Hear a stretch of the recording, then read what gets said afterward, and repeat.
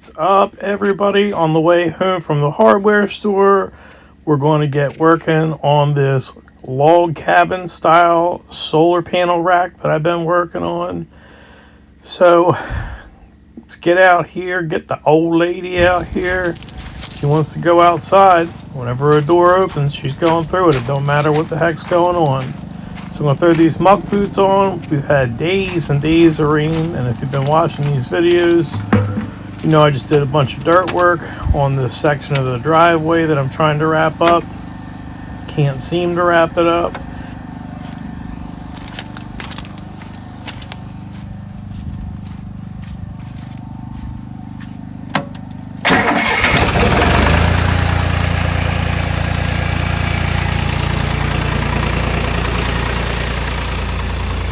What's up, baby?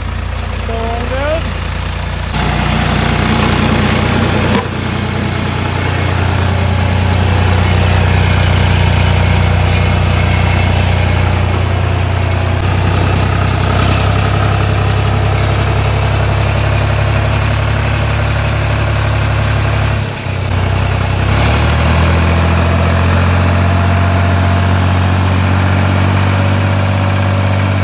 Oh, will you look at who it is?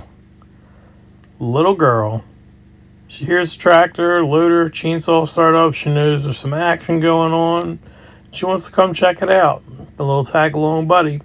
Now, if you're noticing, all that runoff is on the right hand side of the driveway. If you watch the video where I was working on the grading here, it is working. So that's good news. Once this dries up, I need to hit it with a land plane again and get some of that straw erosion mat down, some seed down. Yeah, I dropped the daggone bucket. Have my truck keys in there too. So anyhow, get that down, get some gravel, at least on, give me a second here, I'm having a moment. Trying to find a spot to hang that bucket, and then I remembered whoever tried to put that, whatever you want to call that on there for a front bucket. Some piss poor welding, but hang the bucket up on there. But anyhow, I'd like to at least get the gravel down to about this point here. I think I need to get a culvert in. You can see where it's kind of running across that section of the driveway out there ahead of us. I need to get a culvert right about here and shoot it straight over across the driveway, over, out off of that bank. Once I get that water to stop pushing dirt out here, then I can put this gravel in. I do need to do some silt fence and stuff like that, but till I do that, I'm not putting a single stone down in this area because I'm not wasting my money on that to get all full of mud. And this is exactly why I can't wait to get this driveway project done. I mean, it's so ridiculous. I got to park my truck there, change my shoes, put the muck boots on, chug it up the driveway. You can see I'm kind of just dropping these supplies off here because I don't want to carry that stuff by hand necessarily, up a muddy hill. So once I get this section of the driveway done, that's going to be really nice because this is honestly just ridiculous. And it's getting old faster than grass is going to be growing here shortly. We got a whole bunch of stuff for this solar rack that I've been, I guess, calling it log cabin style because it's, some log cabin materials. This thing looks pretty cool. Hopefully this thing works out. Who knows if it will or won't. It's just kind of a concept that I had and just started trying to whip it up into reality. So we'll see how that works out. She gets the zoomies in the mud, man. And I'll tell you what, she comes back so nasty all the time. And if you try to wash her feet off or anything like that, she acts like you're trying to beat her with a shovel. She just wants to be all filthy and dirty. And, it's free. Enjoy it, I guess, buddy. But she wants to bring all that stuff inside all the time. And it's like, man, you got to at least let me rinse your feet off. But she's having a good time, man. Good for her.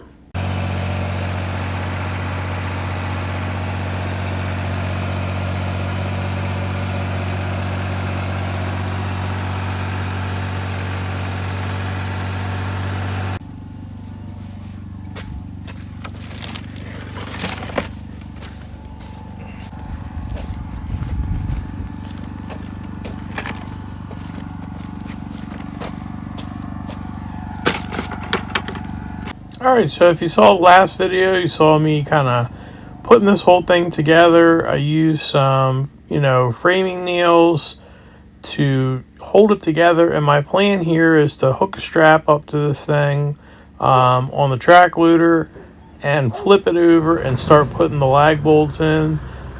Now, I could have done the lag bolts from this side, but I was like, oh, it'd be kind of cool to do it from the bottom and hide all the hardware, and then there wouldn't be any water pooling up in the areas that I countersink. The holes, I don't want the bolt heads, sticking up. That could, hold water, which, could lead to rotting. And if you caulk over it or put chinking over it, then you can't, snug the bolts if you need to. That's how my brain works. It's just too overcomplicated. So I'm just going to try and flip this thing over. I probably should have took a measurement, in regards to where to put that strap at. So far, so good. It seems like, it wants to flip over. And this is where I messed up. I don't know if you saw it or not, but the track nipped that skid. And, well, there you go. Sometimes it just all goes to hell. And, yeah, man, it is what it is. Anymore, it's not that I don't care, but I don't care to get upset. So I try to respond to these issues instead of reacting. And it's like, hey, look, the whole thing blew apart. And now we've got to knock all these nails out of it and drag it back over where I put it together originally and get it all squared up and try and reassemble it. And I guess I'm just going to do all the hardware from the top side because, the nails didn't hold to flip it over. So away she goes. You know what I mean? And a lot of times where you get into these situations where you might want to get upset, you just got to ask yourself, how can I benefit from this? And I had an afterthought. I was like, you know what? I really wish, I call the lag bolts a mechanical bond. I wish I could do a chemical and a mechanical bond. And when I say chemical, I mean, like a polyurethane or construction adhesive, whatever you want to call it. And I was like, well, because it's all nailed together, I'm not going to be able to get the construction adhesive in there. So kind of when it fell apart, I was like, well, you know what, man? You were really hoping to do what we just talked about. So whatever. Now you can do that. So what I'm doing is taking the chainsaw and just kind of putting a little, 3/16 scribe on the outside of where all this stuff goes. That way I can just kind of flip these log sections over, and what I want to do is take the actual chainsaw and prep those areas because they're kind of scuzzy. All this stuff's been sitting outside and the glue's not going to bond to dirt. You know what I mean? It's like, you can see me flipping this thing over. So it's like if there's dirt on one or both sides, the glue's not going to bond. So there's really no point in using the adhesive if you're not going to clean it up. And, it's been raining like crazy. So I ended up using, you can see everything's real nice and clean. And all of that area that's scuffed up will get covered up by the wood.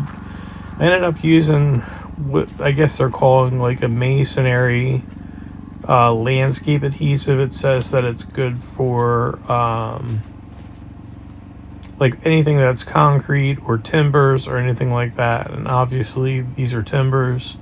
And it said that it, could get rained on and it can still cure. So that seemed to be the perfect material to use for this. So yeah, we're going back together. Now I've got to basically drill a pilot hole for these 1/2-inch lag bolts that are going in.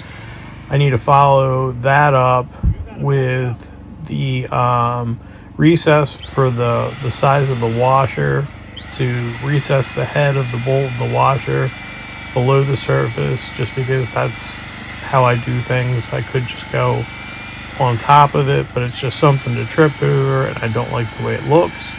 So we'll do that 1.25 inch recess hole, and then I've got to follow back up with a 1/2 inch long drill bit for just the depth of what the non-threaded shoulder of the lag bolt will go down to. So that way you're not putting any pressure on the wood where it's going to want to crack or blow out. We're basically doing a nice pre-drill, recessing all the heads of these things, and this should be a very good, strong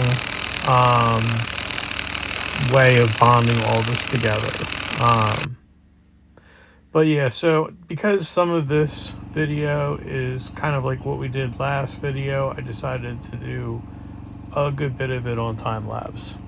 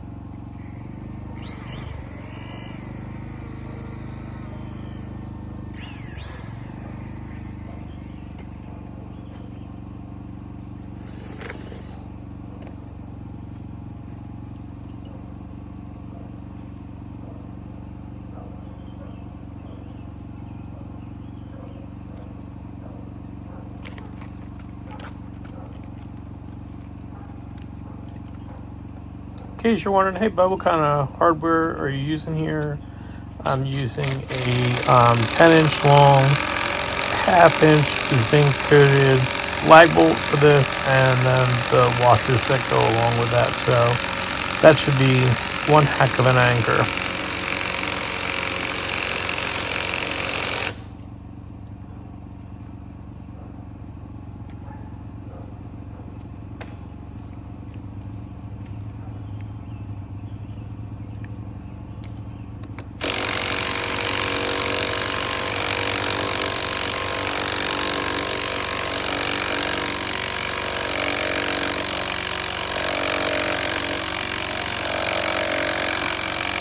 As you can see there, I've got 2 of these impacts, and they're not real happy about doing this job. So what I'm going to end up doing is, you heard it, busting out the Nitro Cat 1/2 inch air gun. If you know about the Nitro Cat, you know that kitty ain't messing around. So that's what we're going to be using from this point forward, because those 3/8 Makitas are just buckling under the pressure. Unfortunately, this air compressor is only a 4-gallon. Great pressure. I think it runs up to around 210, but the volume not so great. Now these Nitro Cats, I'll tell you what, man, these things, I think it's like 1,300 foot-pounds of breakaway force. That's pretty good for a 1/2 inch air gun, if you know what I'm talking about. But when I used to be a tech back in the day, when those Nitro Cats came out, they were the hot ticket, because they could almost do what a 3/4 inch gun could do.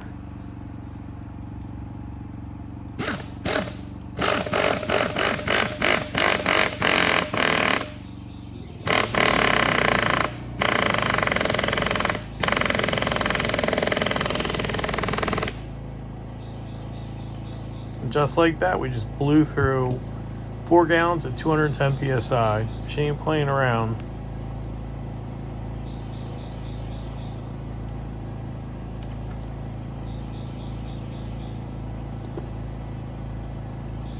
Let's get you guys back on time lapse. You know, you see what we got going on here. I don't want to bore anybody or take up too much of their time, but this is a great example about, you know, adapting and overcoming. You know, I had a plan, the plan didn't work out. Now we're, you know, readjusting, and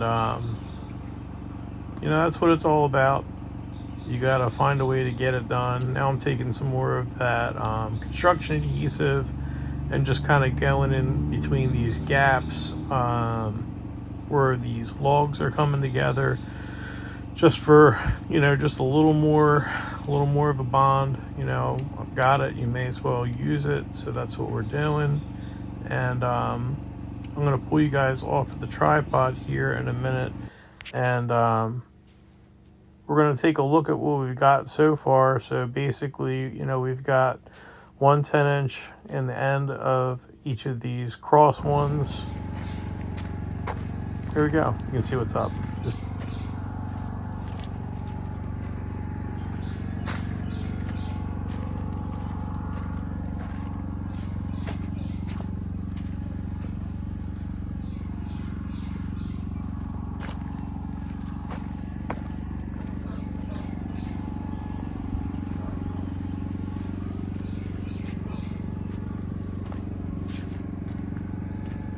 I don't know what you guys think. Drop a comment, but I really like the way this looks. It's very simple and very appealing. Now, I didn't put you guys through the rest of all that drilling, but you can see I've got 2 in each piece, and they're kind of tying into different areas. So I think that this thing should be really rigid. It's going to have some weight to it, which is meant mainly to keep this thing from blowing over. If it catches wind, I'm going to have 6 panels on it. But yeah, I think this thing looks good. There will be finish work done to it once we get to that point, but that's where we're at.